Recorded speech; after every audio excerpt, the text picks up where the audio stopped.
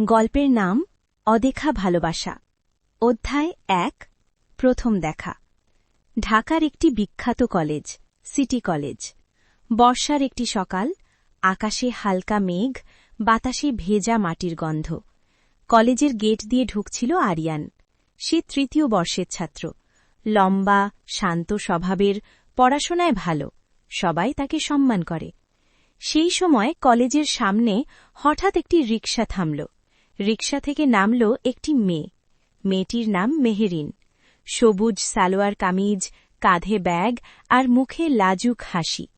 আরিয়ান হঠাৎ তাকিয়ে রইল। তার মনে হল যেন চারপাশের সব শব্দ থেমে গেছে। মেহেরিন কলেজে নতুন ভর্তি হয়েছে। হঠাৎ সে গেটের সামনে দাঁড়িয়ে একটু দ্বিধায় পড়ল। আরিয়ান এগিয়ে গেল। আপনি কি নতুন?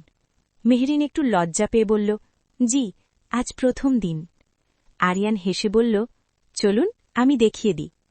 সেই মুহূর্ত থেকেই শুরু হল তাদের গল্প।